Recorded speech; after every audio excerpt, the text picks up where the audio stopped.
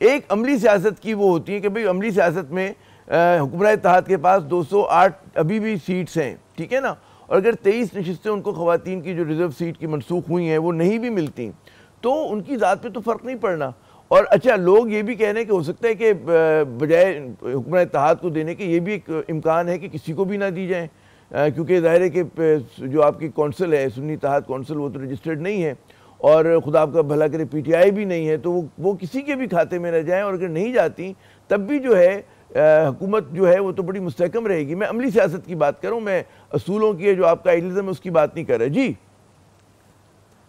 मैं आइडियलिज्म पे बात नहीं कर रही आमिर, मैं आपको सीधी बात बता रही हूँ कि अगर इस मुल्क में ये क्राइसिस इकट्ठा खड़ा हुआ है कि पाकिस्तान तहरीक इंसाफ पाकिस्तान की सबसे बड़ी सियासी जमात होने के बावजूद इलेक्शन से बाहर जबरदस्ती कर दी गई, तो इसका जिम्मेदार इलेक्शन कमीशन ऑफ पाकिस्तान है जो पार्टी बन गया हमारे अगेंस्ट। पूरा जो केस है अगर आप उसका क्रक्स निकाल लें, वहां की अगर आप हेयरिंग सुन लें, वहां के आर्ग्यूमेंट्स और कमेंट्स सुन लें जजेस के, तो आपको अंदाजा होगा कि इलेक्शन कमीशन ऑफ पाकिस्तान ने एक बहुत बड़ा ब्लंडर मारा है, आर्टिकल 17 की वायलेशन की है। और सबसे बड़ी बात जो सब्जेक्ट रहा जिसके ऊपर बहुत ज्यादा डिस्कशन हुई, डिबेट हुई, सवालात खड़े हुए, वो ये थी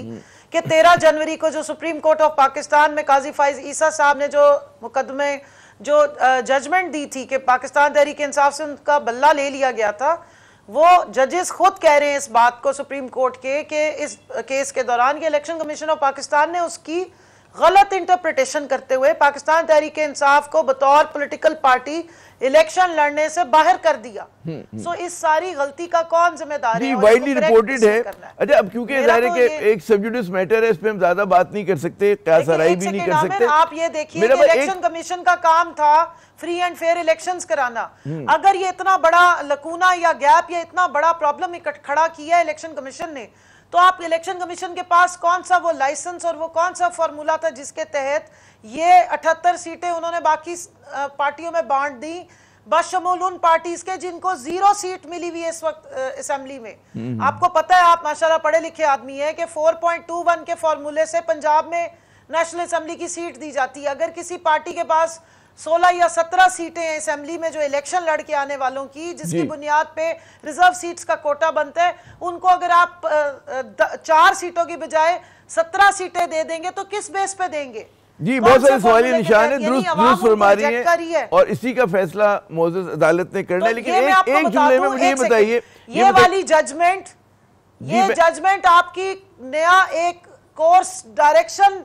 जो है वो मुतय्यन करेगी। अगर इलेक्शन कमीशन को इस तरह के इख्तियारात मिल गए तो पाकिस्तान में फिर इलेक्शन कराने की जरूरत ही नहीं है। अरे मुझे ये बताइए, बिल्कुल यो पॉइंट बिल्कुल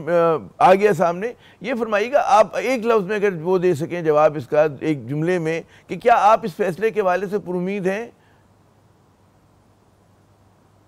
जो फैसला आना है इसके हवाले से? हमारे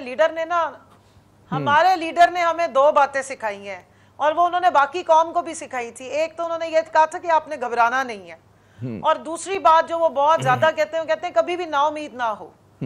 और जो सबसे जरूरी बात उन्होंने की है वो ये कहते हैं कि अल्लाह ने इंसान के हाथ में नियत और कोशिश दी है, कामयाबी वो देता है। हमने अपनी भरपूर नियत के साथ पूरी कोशिश की है। आगे अब पाकिस्तान की अगर सुप्रीम कोर्ट ने जजमेंट में गड़बड़ की और अवाम की जो एक्चुअल तर्जमानी होती है वोट के जरिए, उसके हक को फिर इलेक्शन कमीशन के डाके को नहीं, अगर इन्होंने इसको करेक्ट किया तो फिर आप देख लीजिए कि फिर हमारे पास और कौन सा फोरम है। ये हाईएस्ट फोरम है, और अगर पाकिस्तान की जमहूरियत ही लपेट दी जाती है, मैं जरा यहाँ पे जरा पाकिस्तान में इस तरह से तमाशा होता है, हाँ, मैं जरा से इंटरप्ट तो हमारी ना उम्मीदी और ना उम्मीदी से कोई फर्क नहीं पड़ेगा।